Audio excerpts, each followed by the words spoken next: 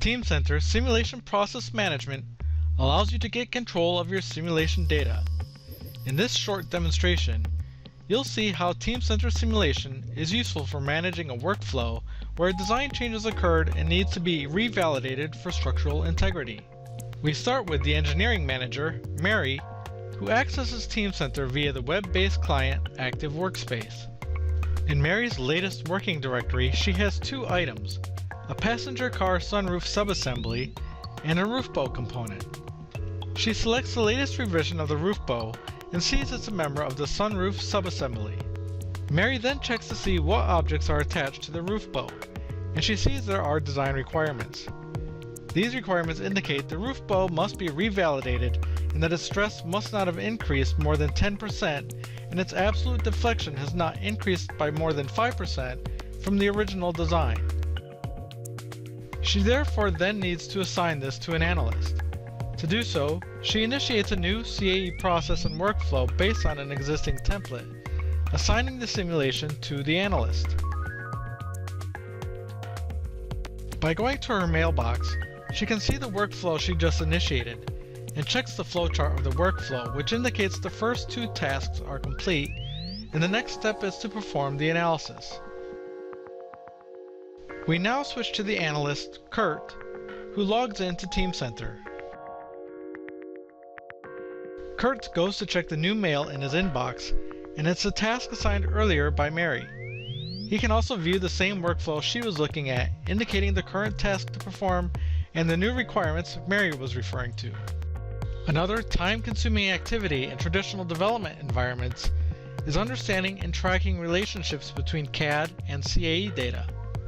The CAE manager in Teamcenter allows Kurt to quickly perform an impact analysis to completely understand these relationships, whether it's a workflow, a requirement, a finite element mesh, simulation results, or the enclosing folder.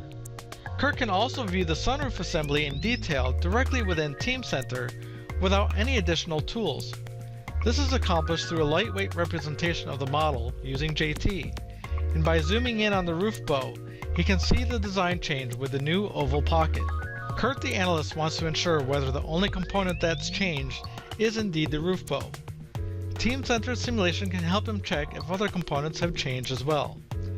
Rather than visually inspecting the parts, Kurt leverages Teamcenter Simulation's ability to track the latest revisions. Here he sees there's one item highlighted in red, which indicates the part is changed from its initial revision in the assembly. Kurt then confirms the component number that he just identified is indeed the roof bow, and that no other components have been redesigned in the assembly. He now needs to mesh the part. Another powerful capability Teamcenter Simulation provides is the ability to automate simulation processes directly from within the data management system. This means Kurt can send a part or multiple components off to a batch mesher, which could be NXCAE or any other FEA preprocessor with batch meshing capabilities. In the case when multiple components need to be remeshed, this automation capability is a significant time saver.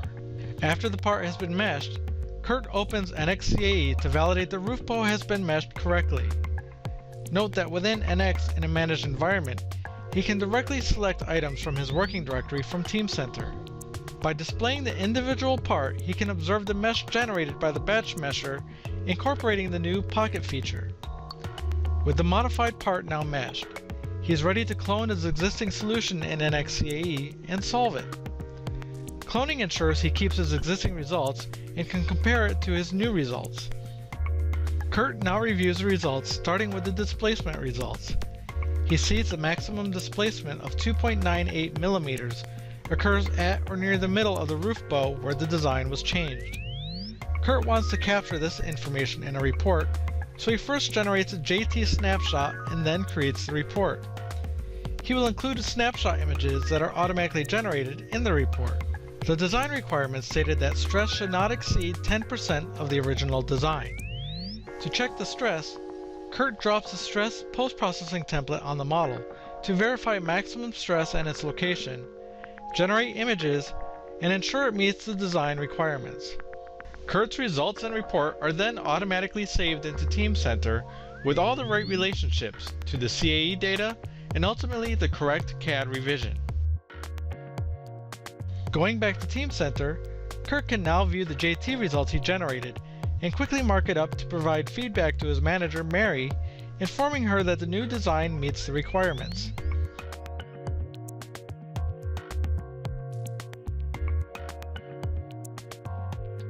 Kurt then goes back to his work list in Teamcenter and includes the marked up images as a reference item to his assigned task.